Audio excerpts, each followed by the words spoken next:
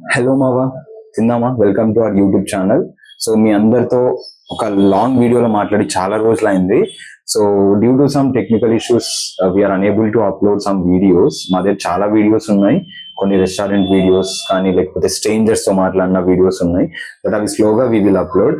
Until that ఇప్పుడు మన హైదరాబాద్ లో ఏదైనా ఒక రెస్టారెంట్కి వెళ్ళాలంటే లిటరలీ నాకు కూడా కొంచెం భయం వేస్తుంది. ఎందుకంటే మనం చాలా రెస్టారెంట్స్ చూసాం. సో నేను నేమ్స్ మెన్షన్ చేయాలని అనుకోవట్లేదు.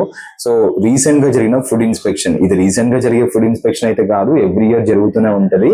బట్ ద ప్రాబ్లం ఏంటంటే అసలు వాళ్ళు ఎలా ఆ ఫుడ్ ని సేల్ చేస్తున్నారు. ఒక కస్టమర్ ఒక రెస్టారెంట్ కి అంత ట్రస్ట్ చేసి వెళ్ళినప్పుడు they should provide a quality food with proper hygiene.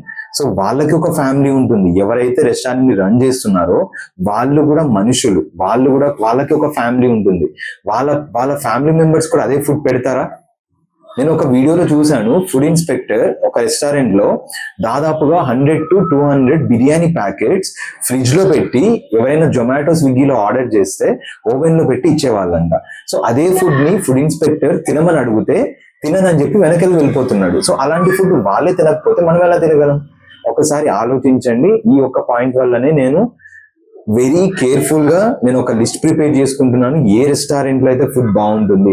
ఎందుకంటే నేను ఇప్పటి నుంచి ఏ ఒక్క చిన్న హోటల్కి వెళ్తున్నా కూడా నేను కిచెన్ లోకి వెళ్తున్నా. నేను డైరెక్ట్ గా వాళ్ళని అడిగే వెళ్తున్నా. ఎందుకంటే ఇట్స్ అ కస్టమర్ రైట్. నువ్వు కిచెన్ లోకి వెళ్ళొచ్చు, ఇది గుర్తుపెట్టుకోండి. మీరు ఎవరైనా సరే ఒక రెస్టారెంట్కి వెళ్ళి ఫుడ్ తింటున్నారు అంటే మీకు ఆ కిచెన్ లో వెళ్ళే రైట్స్ కంపల్సరీ ఉంటాయి. మిమ్మల్ని అయితే ఎవరైతే కిచెన్ లోకి అలౌ చేయట్లేదో అక్కడ ఫుడ్ బాగుండదని అర్థం. ఇది గుర్తుపెట్టుకోండి.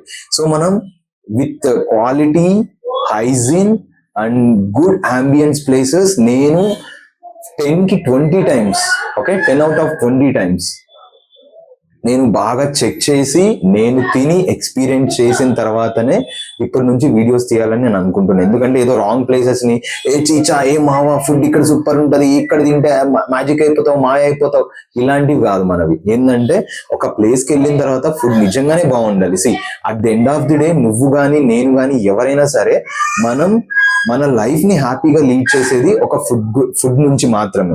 ఒక చెత్త ఫుడ్ తినో లేకపోతే ఒక ఖరాబ్ అయిన ఫుడ్ తినడం వల్ల మళ్ళీ మనం హాస్పిటల్కి వెళ్ళాల్సి వస్తుంది, ఫ్యామిలీ మొత్తం సఫర్ అవ్వాల్సి వస్తుంది.